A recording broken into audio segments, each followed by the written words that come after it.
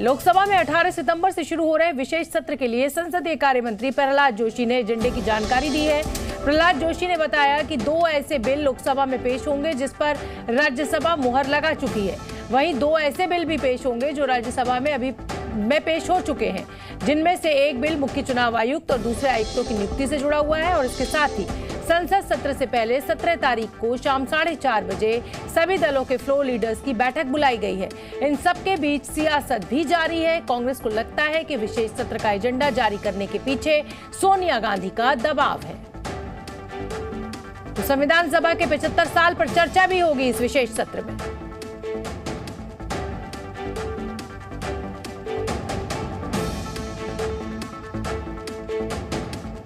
सोनिया जी के पत्र का एक दबाव हुआ, तब जाकर इन्होंने एजेंडा भेजा। एजेंडा जब देखा तो लगा कि भाई इसमें ऐसा क्या है जो विंटर सेशन तक प्रतीक्षा नहीं कर सकता था। तो कुछ ऐसा है जो साझा नहीं किया गया और जो छिपाया जा रहा है। जो भी हो, जो सीईसी का बिल है उसका हम पुरजोर विरोध करेंगे। केंद्रीय मंत्री गिरिराज सिंह ने विपक्ष पर निशाना साधते हुए कहा कि कांग्रेस को 1 नेशन 1 इलेक्शन समेत सभी मुद्दों पर राजनीति दिखती है। वहीं आरजेडी सांसद मनोज झा कह रहे हैं कि संसद के विशेष सत्र में कुछ बिल ऐसे हैं जिनके पास होने का मतलब लोकतंत्र पर सीधा सीधा हमला है। ये तो वो लोग बताएंगे क्या दिक्कत है। 1 नेशन 1 पोल तो होते रहा आजादी के बाद तक। मुझे लगता है 67 तक 1 नेशन 1 इलेक्शन होते रहा। तब सरकार किसकी थी ये पूछे। संविधान खतरे में है। कौन से संविधान खतरे में है?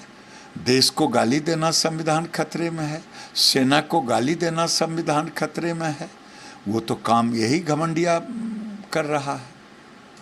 ये अहम बिल लोकतंत्र के, अगर ये बिल पास होता है तो हम आने वाले वर्षों में पढ़ा करेंगे इस देश में एक लोकतंत्र हुआ करता था। Once upon a time there was democracy in India. Past tense में पढ़ेंगे। क्या कर लिया हमने? मतलब इस कमेटी का कोई मतलब है?